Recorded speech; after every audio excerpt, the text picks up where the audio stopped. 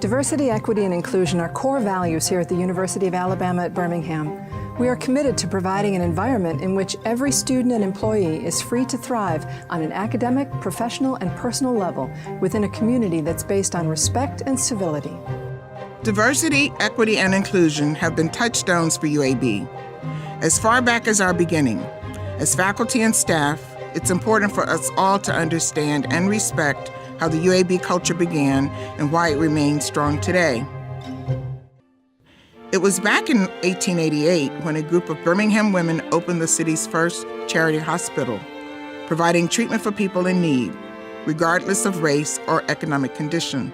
The historic Hillman Hospital answered a much-needed call for health care, and it set our path forward towards inclusion for all. Today, Hillman remains at the heart of our history and serves as a reminder of UAB's diverse beginnings.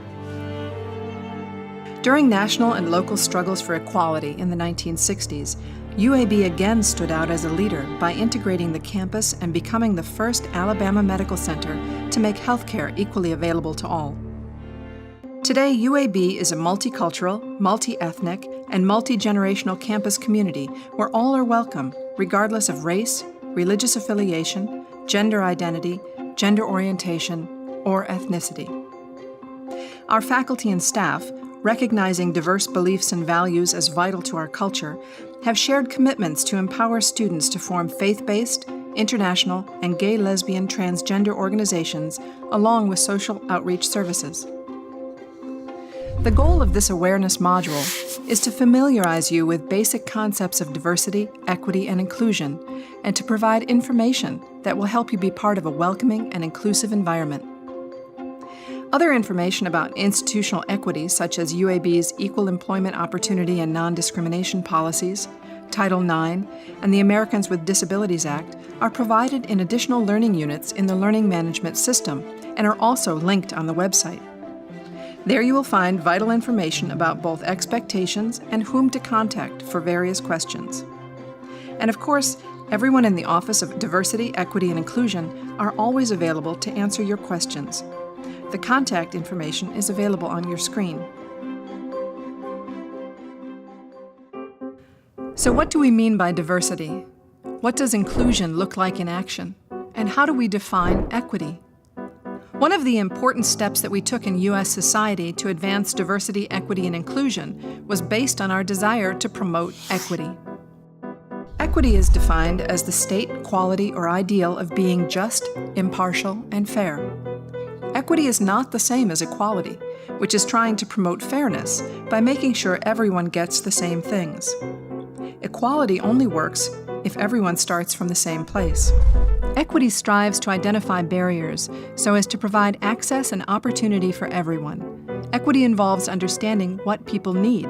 Advancing systemic equity means removing the barriers. Federal laws governing equal opportunity make it illegal to discriminate in the workplace because of a person's race, color, gender, and other categories. This is an example of removing barriers. While diversity can mean different things to different people, at its most basic, diversity can be defined as the presence of difference. When we first meet a person, we generally have a superficial or two-dimensional idea of who they are based on characteristics such as gender, race, age, or ethnicity, like a snapshot. But that snapshot is only part of our diverse identities. At the center of this wheel are what scholars call the primary dimensions of diversity. These are the characteristics that we often assume about people. For instance, we may think we know someone's race and gender from looking at them, but that is not always the case, because not all dimensions of diversity are visible. The outside of the circle includes secondary dimensions of diversity that may be invisible or implied, such as education, political beliefs, or religion. Our life experiences create a part of our identities by connecting us to people with whom we share similar backgrounds. These may be things like where we went to school, our economic class, military experience, or even our hobbies. Even how we approach problems, think about things, and make decisions are additional aspects of our diversity. Part of our identity and our diversity comes from our culture. By culture, we mean more than nationality or where you come from. We mean those beliefs, traditions, and values that both guide our own behavior and how we interpret the behavior of others. Our culture is belonging to our group. But culture is like an iceberg, only the tip. Our behaviors and practices are visible, but our attitudes and values, what we consider good, bad, acceptable, or unacceptable, are usually hidden, even though that is what comes out in our daily interactions with people. In other words, our culture is not something we have, it's something we do. Research has shown that as humans, we all make automatic, unconscious judgments about a person based on what is visible about them. And then as soon as we have some interactions, we make more assumptions about them based on characteristics like their language, their customs, or communication differences. This is what's known as unconscious bias. It always makes me cringe when someone says to me, "You're gay? Have you ever been with a woman? How do you know you don't like it?" I was explaining event planning to a group and said they should be prepared to negotiate everything, even hotel food service, bar, and room rates. A woman raised her hand and asked me if she could really Jew 'em down. I'm Jewish. I've never heard this used in conversation. I was stunned. Every time I mention to people that I'm in school, they ask me if I attend a community college, even the black people. I'm a graduate student attending a research university. I was the only black woman in a room full of white men, and one of them turned to me and said, "Hey, thanks for adding some color to the room." A coworker mentioned that his pregnant wife was on reduced rotation at the hospital for the next month. I said, "It must be hard to be a nurse when you're pregnant." Well, she's a doctor. Students still call me Mrs. instead of Doctor. I've been teaching for 25 years and it still happens. Plus, every year since I started teaching, someone comments on my looks in my course evaluations. I'm a male nurse and I constantly get the question, "Why are you a nurse? Did you fail medical school?" I was speaking with a white coworker when midway through the conversation, she smiled and said, "You speak so clearly. Have you had diction lessons?" A white coworker said to me, "So are you the only person in your family to go to college?" I told him both of my parents graduated from Ivy League schools, and my father is a dean at a research university. Biased statements can be made without thinking, but that does not make their impact any less hurtful. All of the comments used here come from racial and gender assumptions many of us have about who we expect to be the doctor, the nurse, the professor, or the student. And all of these comments were volunteered by real people who have experienced the bias repeatedly. One comment may not seem like a big deal, but over time, small, casual slights like these can add up and make people feel less valued and less included. The goal for inclusion in the workplace is to maximize the contributions of all members of the community. Inclusion is not just being added to a group or structure, it's participation. Or as Virna Myers says, diversity is being invited to the party. Inclusion is being asked to dance. At UAB, inclusion means authentic and empowered participation and a true sense of belonging. In other words, not just being invited to the party, but being asked to be part of the planning committee and helping to choose the music. If we want to increase our diversity and inclusion awareness and knowledge, it will require that we cultivate an open attitude and a willingness to learn about ourselves and others.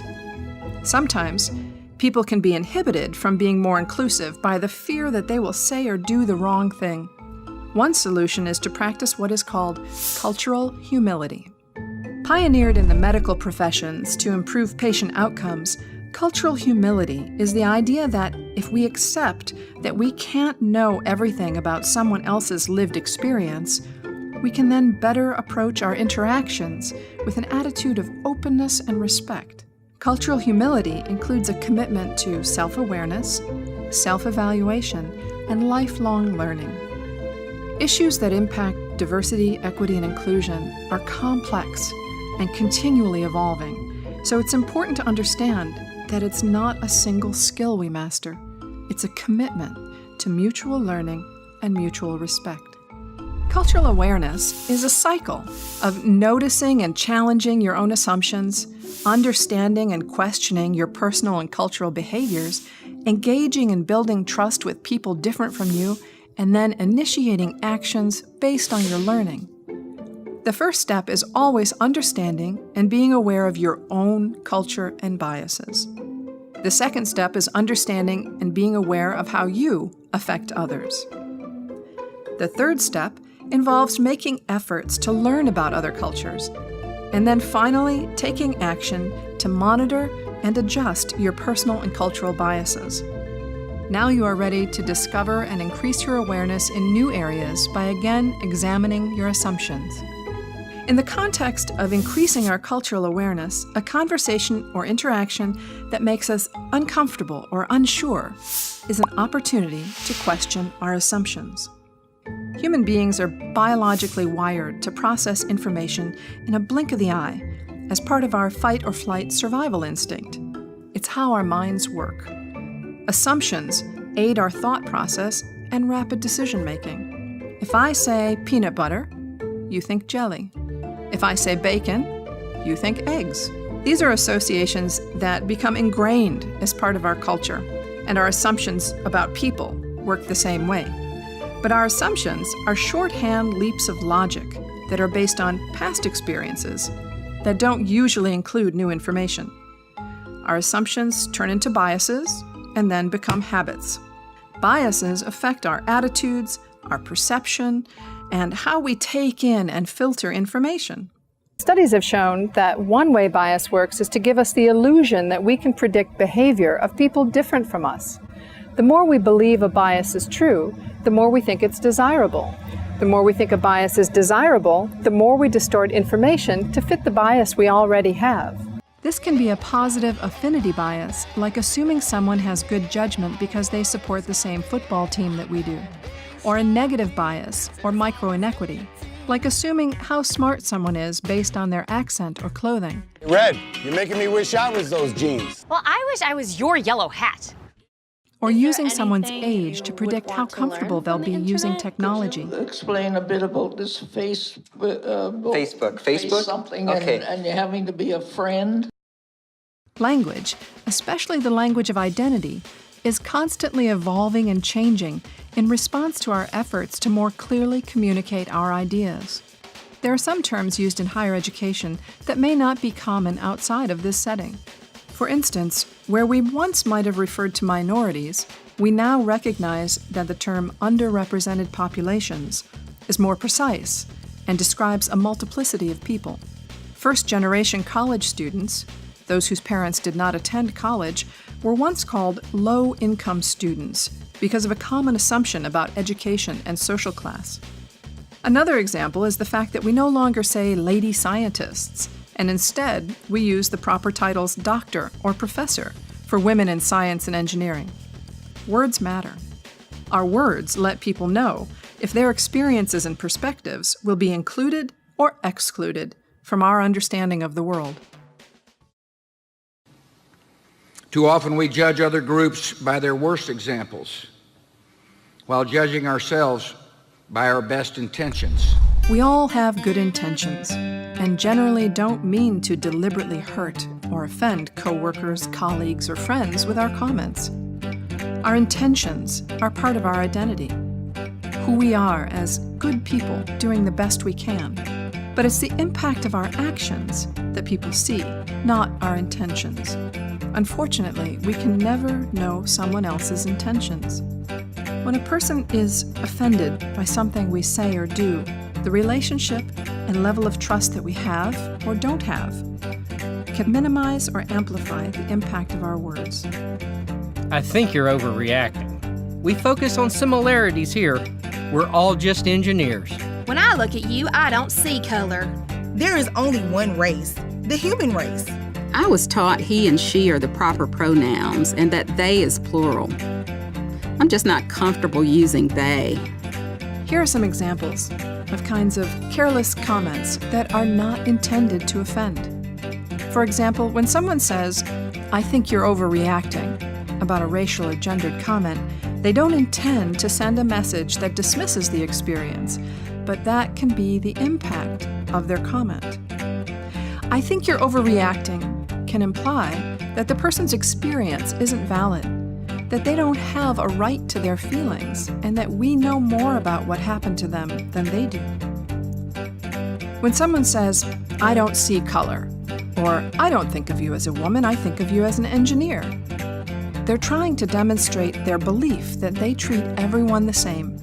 However, the impact of those comments can be someone feeling that race and gender are not viewed as an important part of their life, which means that race, gender, and other parts of our identity can feel like off-limit topics that we need to suppress or erase to fit in. An inclusive and welcoming environment is one where all members of the community feel comfortable bringing their whole selves to work, and where we can embrace and learn from difference. The university's aim is to create an inclusive environment in which all individuals are treated with respect and fairness, regardless of individual differences.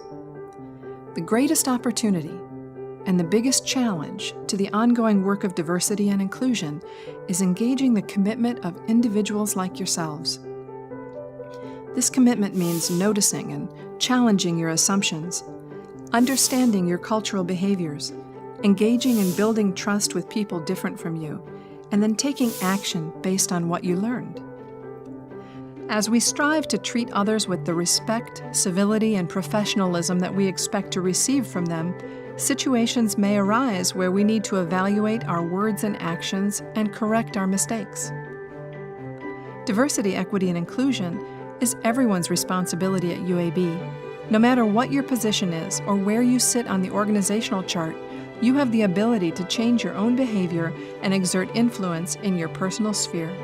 To start the process of increasing your cultural awareness, you can ask yourself these questions. How can I learn about my personal unconscious biases and cultural assumptions? What effort am I willing to make to learn about other people's cultures? And how can I create opportunities to inclusively engage colleagues and others different from myself? The next step is to think about the people you interact with during your day and consider how you might use the following ideas to contribute to a welcoming and inclusive environment. Increasing your cultural awareness is an ongoing learning process, so you can expect to sometimes be uncomfortable when you're unsure. Recognize the discomfort as growing pains, and try to reflect on the personal and cultural biases that may be involved. You can choose to notice and reduce your use of negative or divisive language that, over time, can make an environment unwelcoming, because words matter. Next, you can remember to judge yourself and others by the impact of their actions and words and not their intentions. You can expect to make mistakes as you are learning and expanding your cultural awareness. Be willing to apologize and learn. The goal is for our words and actions to reflect our good intentions, because we all want to feel valued and included. Again, diversity, equity, and inclusion are core values here at UAB, and we are committed to providing an environment in which every student and employee is free to thrive within a community that is based on respect and civility. If you would like to take additional steps to expand your knowledge, the Office of Diversity, Equity, and Inclusion offers additional educational opportunities on a range of diversity-related subjects, such as building cultural awareness, LGBTQ topics, bystander intervention, and unconscious bias. Please visit the Learning Management System for opportunities to register, or contact the Office of Diversity, Equity, and Inclusion at uab.edu/DEI. We look forward to your support of UAB commitment to build a campus culture of inclusive excellence and acceptance. We're interested in your feedback and ask that you please complete the brief evaluation linked in the LMS so that we can continue to improve this awareness at UAB module.